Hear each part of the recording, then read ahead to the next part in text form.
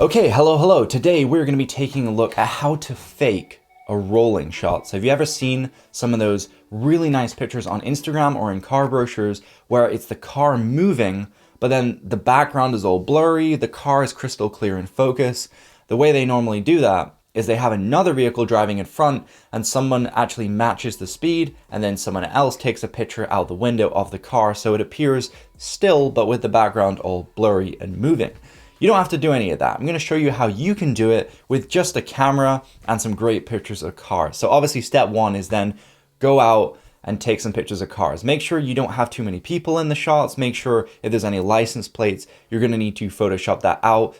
Realistically, you could pretty much have any picture of a car and it's kind of going to work. So yeah, just make sure you have nice pictures of cars. Now we're going to jump over to Photoshop.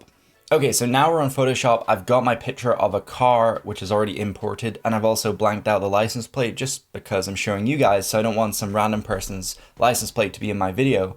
And if you're posting this on stock websites, you also want to remove all the license plates or information because that's going to violate their terms, and yeah, you're going to get in trouble for that. So make sure you remove it all.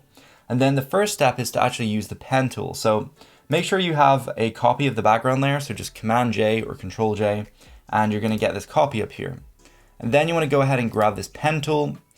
And the first step is to just go all the way around the car. So you want to do this more precisely than I am, but just go all the way around until you are back where you started. So I'm going to go ahead and do this. So now I'm done. Obviously you want to do this a lot better than I've done it. You want to right click and then you want to click make selection. So then it's going to pop up with this. We're going to click OK. Now we have the selection of the car. So make sure you do this way more accurately than me because you want it to be exactly around the car.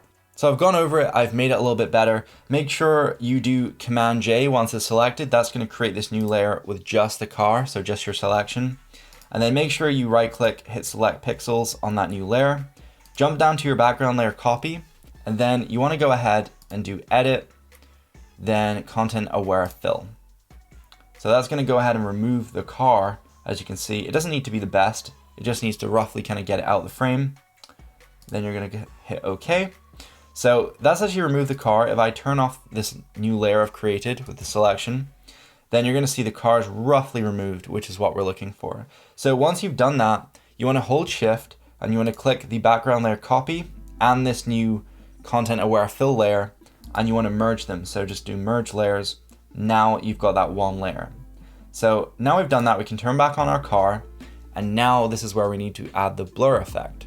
So with that background layer copy selected, go up to filter, blur gallery, and path blur, because we're going to need to add a few different paths of motion in the background. So the motion is going to be different across the whole image depending on how close or far away it is from the car. First of all, just select this path here and then just hit the backspace to remove it. And now we're going to click and drag and add a few paths to give us that motion blur. So we're going to add in front, behind, above the car. Make sure this edit blur shapes is on because that's going to let us have more control. We're going to be able to adjust the blur for each individual path. So we're probably going to have more blur the further away from the car. And then down here, we're going to have less blur in the background. So turn it down a little bit here. We don't want it too turned down because then it's going to look like your car is static, which kind of defeats the purpose. So make sure you have it turned up quite a bit. So let's turn it up here as well. That looks pretty good.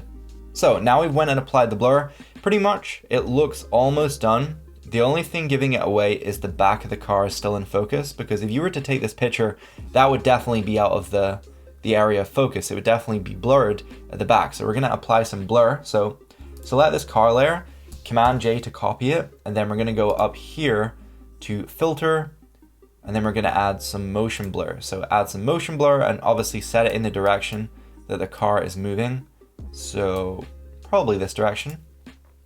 Let's go ahead and apply that, and then we're going to grab the eraser tool and we're going to make it a little bit bigger. We're going to turn down the hardness because we want it to be a little bit more feathered. Make it a little bit bigger again. Probably a little bit bigger. Bit too big. So we're going to have it around here. And now we're going to erase away the parts that we want to be in focus. So maybe we want this. Then we're going to turn down the size here. Maybe we want the wing mirror in focus, and maybe up here. So make sure you go over it, and all those little bits you want in focus, just go over it with the eraser. And then you're going to be left with that little blur at the back there. You can kind of adjust it, but you get the gist of it. So yeah, just play around with that little eraser, removing some of the blur on top, because you want to spend more time than I've done. But I would say this is a pretty good result. Let me know what you guys think.